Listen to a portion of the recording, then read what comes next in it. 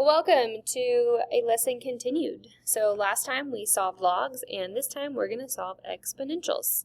So again, very similar process. So we're going to talk about how to solve it by graphing, and then I will show you how to do it by hand. So we're going to find the intersection of the graphs. So the intersection is roughly right about here. Let's assume this is a nice decimal. So that looks in the middle of 1 and 0, which would be 0.5. And then it crosses at a 2. So how would this point be used to help us find the answer? We know to just look at the x value. So the answer to this would be 0.5 or 1/2. Now let's talk about why that makes sense. Here is my equation. 4 to the x equals 2. To solve an exponential, the opposite of an exponential we know is a logarithm. So I could turn this into a log. So I would have log base 4 of 2 equals, we don't know. Now we could type this in the calculator, or, let's type it in the calculator. So again, log base, log base 4 of 2 is 0.5. Now why that makes sense, if you'll remember, to have a fractional exponent, that was the same as a square root, because the 2 went on the root, the 1 was your exponent, and again we know the square root of a 4 is a 2.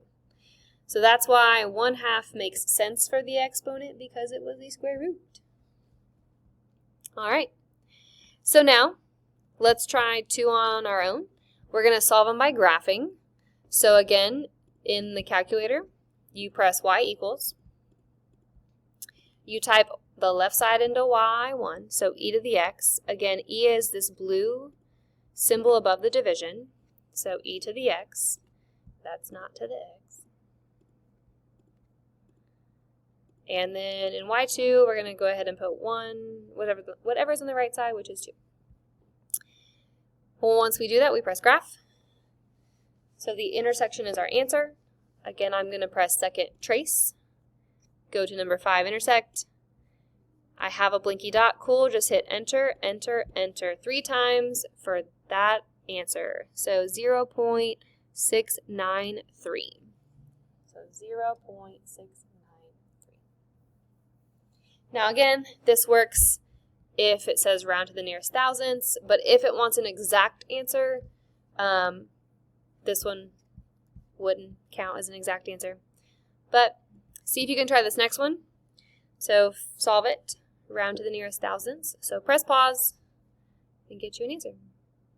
Alright, you should have gotten 0. So if I look on my graphing calculator, there are my 2 equations. I hit second trace 5, I hit enter 3 times, and it told me the intersection was x equals 0. So that would totally work. That's an exact answer. Cool. So again, solving by graphing works for every single problem that we're doing today if you choose to take that route. But I will show you how to do it by hand if you did not have a graphing calculator. So, solving exponentials. The property of equality for exponential equations. So if b is a positive real number other than 1, and b to the x equals b to the y, if and only if x equals y. So for example, if you have 3 as a base for both of these problems, and you have an x in the exponent and you have a 5 in the exponent, then you're allowed to just set the exponents equal to each other, and then that's your answer. Okay, so this property is useful when solving exponential equations when they can have the same base, or can be rewritten using the same base. So let's take a look at a problem. We have 100 to the x equals 1/10 to the x minus 3, and I want to know what power or what value of x would make these 2 functions equal. So I know that 1/10 and 100 have a number in common, so I could make these both have a base of a 10. So to do that, we have to think about 10 to what power is 100. And so I know 10 squared is 100. So I'm going to represent this 100 as a 10 squared. And then my exponent will drop down on the outside. okay? And I'm going to do the same thing with this 1/10. I want to represent it as a 10, but 10 to what power would be a 1/10? So again, it's a fraction, so I know this number has to be a negative number, so it is a -1, because 10 to the 1 is 10, therefore if it's 1/10, it would have to be a -1. And then your exponent would drop down outside the parenthesis. So the hardest part is honestly trying to turn these into the same base with the correct exponent. So the next thing you're going to do is distribute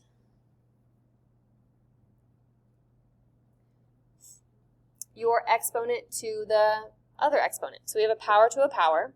So this would be 10 to the 2x. So when I have a power to a power, I'm multiplying. And then same thing here, I'm going to multiply and distribute that out. So I'd have 10 as my base. -1 times x is -1x. And then a negative times a negative is a positive, 3. So I now have my bases the same, which we know based off this, I can essentially cancel them out, and then I'm going to set my exponents equal to each other. So you would have 2x equals -1x plus 3. So now I just go back to Algebra 1 and solve this equation. So I'm going to move the x's to the same side. So add an x. 3x equals 3. Divide by 3. X equals 1. Okay. So we could check our answer to make sure we're correct. So let's do that. So let me check it. So I would have 100. I found out my x value is a 1. And then I have 1/10. And then I have a 1, take away a 3. So I know 100 to the 1 power is 100. Well, let's try and figure out what this would be. So again, you can use your calculator or you could do mental math. I will show you how to do it in the calculator. We've got 1/10. I'm actually going to make a fraction. Actually, I'm just going to put it in parentheses because I think that would work. So 1/10 is being raised to the exponent of 1 minus 3. So if you were checking this in the calculator, I would either make that a fraction or put it in parentheses. And so we get 100. So it checks out. So 100 equals 100, so my answer of x equals 1 is correct. So you guys try this next one. Press pause, and then I will show you the answer.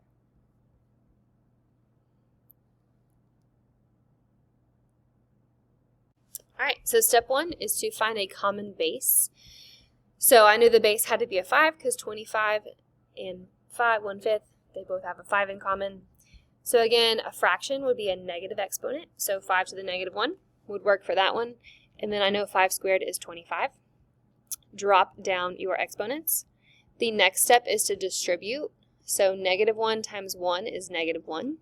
-1 times -x is a positive x. Again, 2 times 2x would be 4x. 2 times 1 is 2. So once your bases are the same, we're going to kind of cancel them out and set our exponents equal. So there was 4 correct ways to solve this equation. I decided to move my x's first, but you end up getting -1. So that is how you solve an exponential if you can turn them into the same base. All right, let's turn it over. So that's not always convenient. So when it is not convenient to rewrite each side of an exponential using the same base, you can try to solve the equation by using a logarithm. So, and that will give us a decimal, usually, most of the time.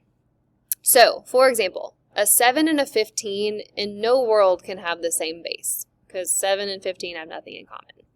So, we're going to get this exponent out of the exponent by turning it into a log. So this would be log base 7 of 15 equals your exponent. So that's the formula. Kind of make your L to rewrite that into a log. So now x is out of the exponent, which is good. I just need to get rid of 9. So I would divide by 9 on both sides. And that's my answer. So log base 7 of 15 divided by 9. Now, it did want me to round to the nearest hundredth, so let's just type that in the calculator. So I'm going to do a fraction to make it look all nice. So alpha y equals enter. Now then math to do your log base. So log base 7 of 15 and then divided by 9. So our answer is 0.15. So round to the nearest hundredth. There we go. So honestly, a whole lot less work if you can't find the same base. All right. A little bit more difficult because the base is not by itself. So I've got a 12 in front that's being multiplied that you do want to get rid of before you can turn it into a log. So the opposite of multiplying by 12 would be dividing by 12.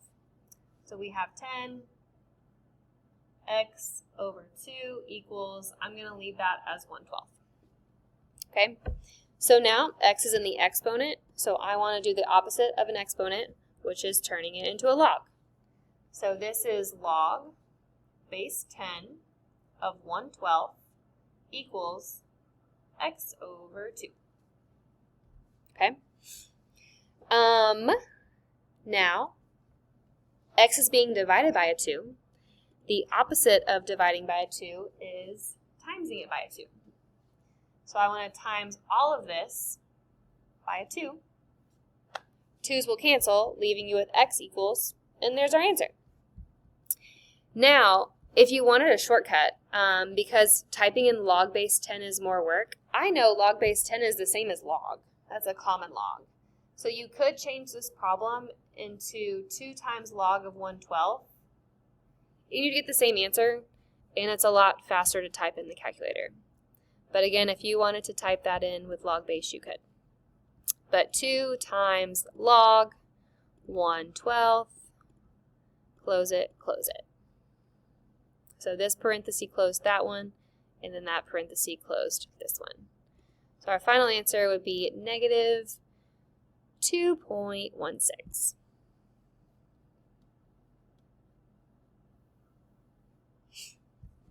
Cool, cool. All right, so those are kind of 2 examples of solving a logarithm, one with a common base and then one without a common base. So I'm going to stop the video here. So that's part 1. It's going to end, and then we'll talk about some real-world problems about how this is actually useful to you guys. So head over to part 2 for that.